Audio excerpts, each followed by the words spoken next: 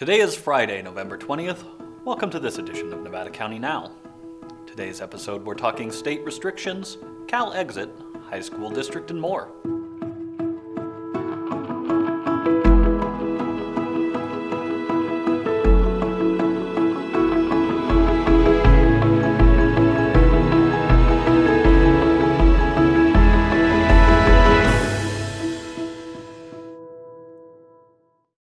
Hello and welcome to Nevada County Now. I'm your host, Cole Pettit. We've seen an increase of 169 COVID-19 cases this week, bringing our total to 948 confirmed cases. 201 cases are currently active, with 8 hospitalizations. The death toll remains at 9. Nevada County has seen a rapid rise in COVID-19 cases, with over 6 times as many new cases in the second week of November compared to the second week of October. The state announced on Monday that Nevada County's COVID-19 data meets the most restrictive purple widespread tier that will reduce the capacity and increase restrictions for local businesses. On Tuesday, the county held a webinar that included a presentation from Health and Human Services Director Ryan Groover, which details our metrics that drove us to the purple tier, as well as what the current restrictions are. Let's take a look. I'm Ryan Groover. I'm the county's Health and Human Services Agency Director, and I have a brief PowerPoint. I'll try to make it short and sweet so we can get to our other panelists. So first of all, just want to draw your attention to the county's COVID-19 dashboard. If you're not familiar with this already, you can go out and check it out on the county's website, mynevadacounty.com/coronavirus. And you can track the latest in terms of what we're seeing with COVID in Nevada County. As of today's update, Nevada County has 929 COVID cases, of which 201 are active. That's a large number of active cases. It's the largest number that we've seen throughout this. Early on, our public health department estimated that they could handle approximately 45 active COVID cases, and they've expanded far beyond that and built capacity so that we can continue to use containment as much as possible. For every active case, there are approximately 6 to 10 close contacts of those cases who are also being quarantined and managed by public health to ensure that they're not spreading additional cases in our community. So the cases that we have are significant. Luckily, we've continued to see relatively stable hospitalizations. I'll talk a little bit more about that going forward. We continue to be at 9 deaths, but with the significant uptick that we're experiencing, it tends to lag a little bit behind an uptick in cases when we start to see additional hospitalizations, and unfortunately, particularly as we get into vulnerable communities, additional deaths in our communities. So just a very brief note, as I advance the PowerPoint slide here. So this is just a quick glance at the cases that we've experienced since October. The first little teeny bar that you see on there is the October 1st, and you can see the significant uptick that we've had in recent days. And particularly Friday going into the weekend, we had 44 cases on Friday, 47 over the weekend, and then 28 today. And so we continue to see significant spread in Nevada. First, I just wanted to give you a little bit of history of that framework and where we've been in it. So there are 2 main metrics that go into the state's tiered framework. The first is the case rate. That's the number of cases per day per 100,000. And the second is the positivity rate. That's the percentage of COVID-19 tests that result in a positive result. And so you can see in the beginning, we were placed into the red framework in terms of the case rate. We were in the orange tier in terms of the positivity rate. They actually put you in the tier that's more restrictive if your data falls into multiple categories. So you can see in terms of case rate that we started in red, we went down to orange, we almost got down to yellow, the least restrictive tier. And then since early October, we've really seen a pretty drastic uptick. And as of the data update yesterday, we were at 14 cases per day per 100,000. In terms of the positivity rate, we have been a little bit better. We started in orange, went down into yellow, but then recently we're also ticking up in the positivity rate as well. So both of those are obviously concerning trajectories. Again, if you look at that case rate, you can't necessarily draw a one-to-one ratio between our dashboard and what makes it up into the metrics, but with 28 cases today and our case rate being 14 over the time frame the state was looking at, you can see that we're still adding cases at a rate that is very concerning from the perspective of this framework. So in terms of what that means for businesses, so we were at the orange tier as of Sunday, and that meant that a lot of businesses were able to operate indoors at significant capacity, and other sectors apart from businesses as well. So you had retail shopping with no cap, places of worship 50%, movie theaters 50%, gyms and fitness centers 25%, restaurants 50%, wineries 25%, bars and breweries could operate in the orange tier. Family entertainment was open at 25%, and then offices were allowed to be open indoors with modifications, including social distancing and those things. We actually jumped the red tier, which would be the next most restrictive tier, and the state put us right back in purple because the data that they were seeing in ours and many other counties were so troubling. And unfortunately, that means shopping is at 25%. You can see all these sectors that are outdoor only. Bars and breweries are actually not allowed to operate at all if they don't serve food now. And then offices are supposed to be going to remote only. So that's a concerning way to go, particularly when, it's raining right now. So outdoor activities are going to be difficult for a lot of these sectors. The state has issued additional guidance on face coverings, stating that a face covering is required at all times when outside of the home, with some exceptions. Some of the exceptions include persons in a car alone or solely with members of their own household, persons who are working in an office or in a room alone, persons who are outdoors and maintaining at least 6 feet of social distancing from others not in their household, but such persons must have a face covering with them at all times and must put it on if they are within 6 feet of others who are not in their household. Persons younger than 2 years old, and persons with a medical condition, mental health condition, or disability that prevents wearing a face covering. There are a few more exceptions as well, and you can find out more by visiting the California Public Health Department page listed below. Additionally, yesterday the state announced the implementation of a limited stay-at-home order for counties in the purple tier, which includes 40 other counties as well as Nevada County. This order requires that all gatherings with members of other households and all activities conducted outside the residence, lodging, or temporary accommodation with members of other households cease between 10 p.m. and 5 a.m., except for those activities associated with the operation, maintenance, or usage of critical infrastructure or required by law. This order does not apply to persons experiencing homelessness. Nothing in this order prevents any number of persons from the same household from leaving their residence, lodging, or temporary accommodation as long as they do not engage in any interaction with or otherwise gather with any number of persons from any other household. This order shall take effect on November 21st at 10 p.m. and stay in effect until 5 a.m. on December 21st, and may be extended or revised as needed. You can find all this information and more on the California Department of Public Health's website at cdph.ca.gov. With this rapid rise in cases, yesterday I spoke with Dr. Brian Evans, CEO of Sierra Nevada Memorial Hospital, to find out how the hospital is coping and what his concerns are at the moment. So today I'm joined by Dr. Brian Evans, CEO of Sierra Nevada Memorial Hospital. Thanks for joining us today, Dr. Evans. Thank you, Cole. Thanks for having me. Yeah, absolutely. So certainly this isn't the time exactly that we'd like to be talking about things with the cases exploding all across the county and across the state and the nation as it is. How are things going at the hospital currently? Yeah, it's interesting, Cole.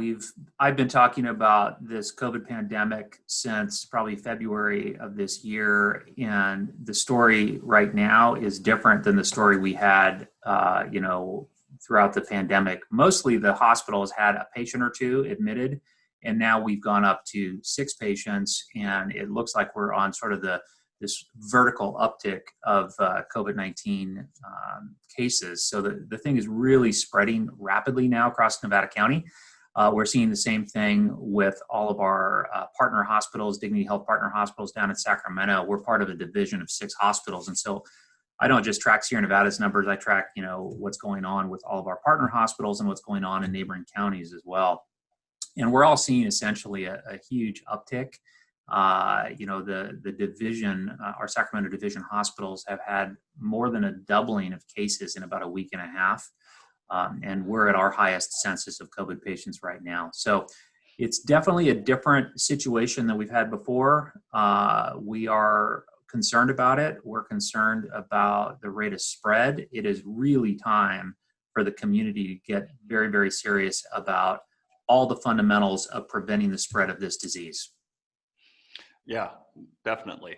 So I was just listening to you on the radio a little bit before you came on here, and I think you said that the capacity of the hospital for treating COVID patients would be at about 8 to 10 people before you'd have to start shutting down some of the other processes. Is that correct? Well, no, that's not correct. Okay. It really depends upon what the nature of the patients are and what else is going on in the hospital. So we have a surge plan which has a lot of different layers to it, and it's very flexible based upon what it is we're seeing. And people always ask, well, how many patients can you take care of, and what's the capacity of the hospital? And it's not a hard and fast number, actually, because there's a lot of different resources that need to come together in order to take care of COVID patients. There's supplies. There's equipment, there's physical facility related issues like how many beds do we have, how many rooms do we have, how many ICU beds do we have, and all those things. But to be honest with you, Cole, the biggest thing that we think about with regards to this pandemic is staffing. So how many nurses do we have, how many techs do we have, people that work in the lab, and all the other employees that go along with it, like EVS, et cetera. So, and what we're seeing here is the same thing that a lot of hospitals, all the hospitals really are seeing throughout the country, which is that there's a nursing shortage going on in the midst of this pandemic. We always get traveler nurses during the winter months because of the flu, and so we request them every year. But this year we're going to get fewer traveler nurses than we normally would get because these nurses are being pulled in a lot of different directions. Simultaneous to that, our own staff is living in this community, and they are in some cases getting COVID-19, and so they can't come to work if they have that illness. And so then our staffing is actually reduced from normal baselines. So it really becomes very challenging. Rural hospitals like Sierra Nevada are not able to expand as much as urban hospitals in terms of their capacity to take care of COVID-19 patients. If you're in a city, usually you can share resources and that sort of thing, but we're relatively rural. And because of that, we have to be extremely careful with this disease. For the most part, I think our community has done a great job. But right now, it is really climbing, and people need to do the basic stuff to slow the spread of this. So one of the things I thought I had heard as well was that what I'd like is for everybody to do a couple things. When everyone gets up in the morning, their goal for the day is to not get COVID and to not give COVID and to tell everybody that they know how serious this is. And I'm literally begging you guys, wear a mask. If you're going to go into a store, go into a hardware store, go into a grocery store, whatever, put on a mask. If you're within 6 feet of anybody, even outside, please put on a mask. Limit gatherings. Don't have events at your house. Thanksgiving really needs to be essentially reduced this year significantly. If we do that, we can get through this and we'll be okay. If we're cavalier about it and people are ignoring the science, we're going to have a tough go, and a lot of people will lose their lives as a result of it. And some people will survive it, but they'll be diminished as a result of it, because even surviving COVID-19, if you get significantly ill, it can have long-term effects on people that are really not good. And so it's not an illness anyone wants to have. Thanks, Dr. Evans. And again, thanks to all our healthcare workers and staff. We truly appreciate your hard work and sacrifices. Wednesday, Nevada City learned the California State Treasurer's Tax Credit Allocation Committee awarded $25.8 million in federal 9% low-income housing tax credits to Cashin's Field housing project located at the corner of Ridge Road and Zion Street in Nevada City. The project is a collaboration between the developers, Regional Housing Authority and Affordable Housing Development Corporation, the City of Nevada City, and the County of Nevada. The tax credits are critical in securing construction and permanent financing for the project. The funds will be combined with other funding sources to fully fund the 51-unit affordable housing project that will focus on workforce housing for families and will be located at 170 Ridge Road in Nevada City. Nevada City Mayor Aaron Minette said, "Nevada City has been in need of affordable housing for an extremely long time. The community, city, and council are in total support of this project and are ecstatic about the 51 affordable housing units that are coming into the community. Today's funding approval was a definite win for Nevada City. We are excited to see this project moving forward. Some media entities have been reporting on a potential migration out of California. Sonora Slater decided to look into whether we are seeing any signs or effects of this in our local area. Let's see what she found out. Thanks, Cole. There's been lots of talk about a sort of mass migration out of California. How much truth is there to those rumors? And how is this desire to move out of state impacting Nevada County? And if people are leaving, why? According to calmatters.org, California is losing residents to other states, but those losses are being more than offset by foreign-born immigration and new births. Proportional to the number of households in California, the state has a very low rate of departure, and for net migration, people entering versus people leaving, California ranks in the middle of the states.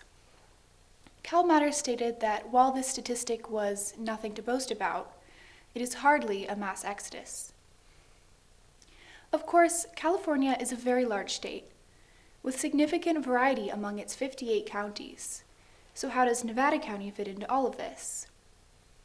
There's a lot of information, and it's hard to make conclusive statements, especially without the 2020 census data, which will be released in sections expected to begin in December and continue through spring 2021.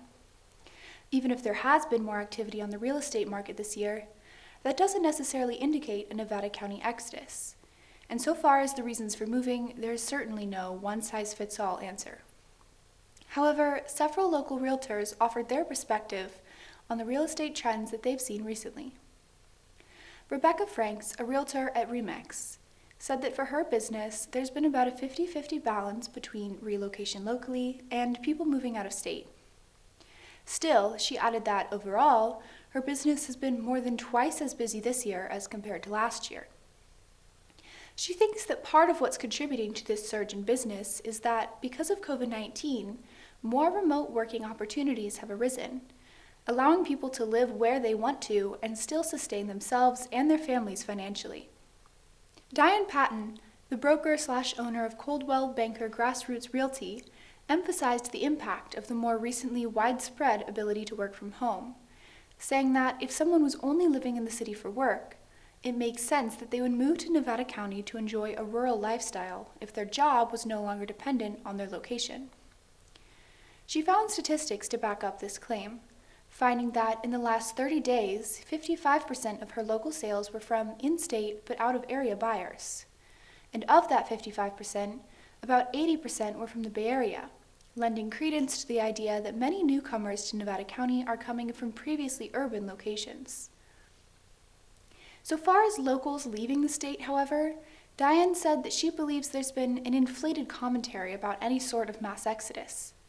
She said that she finds it interesting that there's so much talk about such an exit on Facebook and other social media, even though she herself hasn't seen any sort of huge outpouring out of the community. John Blinder, a local commercial real estate specialist, also strongly believes that no sort of mass migration has been taking place, saying that he hasn't seen anything remotely like that. He said that the only changing trend he's seen in the real estate market, specifically residentially, is an influx of people from the Bay Area and other densely populated areas. Other than that, he said that he's seen a normal real estate world, with nothing to feed the idea of a migration. For those who are leaving, what's motivating their move? Of course, a whole variety of things could inspire making such a change, but a couple of local residents who are planning an out-of-state move have offered some information about why they decided to do so. John McDaniel submitted an article for publication on the Union that detailed some of his thoughts about leaving the state, citing primarily political issues. An article written by Lauren Hepler and published on calmatters.org also recognized what she called a democratic stranglehold on state politics as a driving force for those exiting the state. The same article lists unaffordable housing and high taxes as other potential factors in such a choice. However, proving that there is certainly no one reason for leaving California, Eric Van Patten said that none of these typically discussed things are his family's motivation for preparing to move to Tennessee, but rather something entirely separate. He explained that, instead, his family is moving so that he can obtain his doctorate at the Southern Baptist Theological Seminary. He is a local pastor in the area currently, and says that ministry is both his vocation and his passion, and plans to spend the next 3 years focusing on biblical counseling, as he feels God has called him to do. There is complex information surrounding the influx and efflux of people into and out of Nevada County, and the reasoning behind each person or family's decision to move is equally as complicated. While we can observe the trends we see today in real estate, it'll most likely be much easier to analyze these trends in hindsight, once more data is gathered and the 2020 census data is released. Back to you, Cole. Thanks, Sonora. Last night, Nevada Union Joint High School District held their State of the District update for 2020. Let's take a brief look at some of what was discussed. Are coming up from the district. Outside of the bond, we are finalizing design on a very large solar project for Bear River and Nevada Union campuses. It will offset our consumption of electricity approximately 106% back from what we're pulling from the grid. A major portion of that project is an exciting new Tesla battery pack. It's about 2 megawatts of power that's going to go at Nevada Union. We were able to secure funding for that through a grant program from PG&E, valued at about $2 million. So we've integrated that into the new project. We're finalizing engineering and design with PG&E on how we're backfeeding the grid and looking to break ground on both those projects in the spring of 2021. It's going to be very impressive. They're carport style solar arrays. And they actually cover some of the grounds and the areas around Nevada Union and Bear River to provide shade for activities, dual use. Another great opportunity that we've been presented with and Aurora's excited about and everybody's excited about is a local community members trust has decided to donate an 86-acre ranch located exactly halfway between the Nevada Union and Bear River sites for agricultural education along with recreation and educational uses. So we are finalizing escrow and things with that and hope to start having programs and opportunities for students as early as spring next year out there. It's a beautiful piece and beautiful future for the district. Obviously in this community we talk a lot about community, as Linda was saying, and the support that frankly our community has for all aspects of those who live, work, and play here. The gift, 86 acres donated to the school district. Not something you hear happening every day. I'd like to hear a little bit more about what's envisioned with that. I mean, realize that, pretty early in the stages, but when you talk about educational opportunities, agriculture, I mean, are they going to be able to grow crops? Are they going to be able to harvest their own work? I mean, what kind of things are we talking? We're hoping all of the above. So the ranch is really kind of ideal, and as Jordan Kohler generally describes it, a pretty typical ranch that you would see along McCourtney. It has, a fair amount of water. It's fenced. There are buildings and outbuildings on it right now, but we obviously need to put some facilities in, classroom type facilities.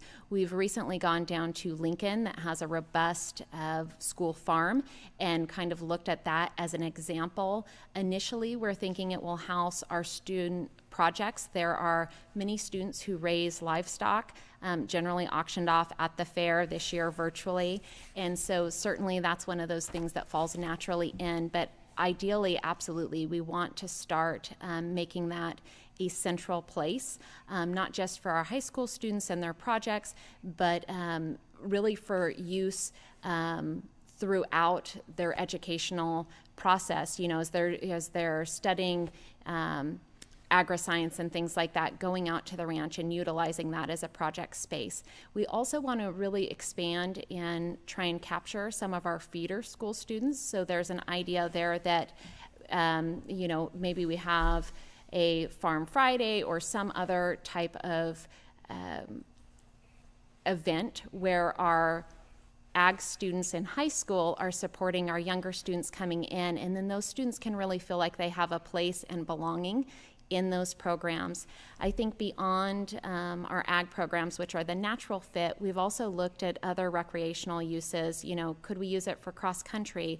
Are there other biology courses that would want to go there outside of our biology course that's being taught through the ag program and utilize, you know, maybe taking samples out of the pond or whatever may exist there. And so we are looking to expand those uses. We have not pinned down anything specifically yet. Right now, we're generating a lot of ideas and are working to put together a committee to really determine what the vision for the property is. To view the full state of the district, visit Nevada County Media on YouTube.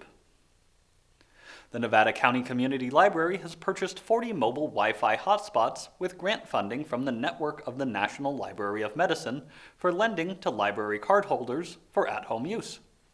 Borrowers will also receive information about authoritative online health resources such as PubMed, Medline Plus, clinicaltrials.gov, free NNLM online classes, the All of Us research program, and Nevada County's public health website.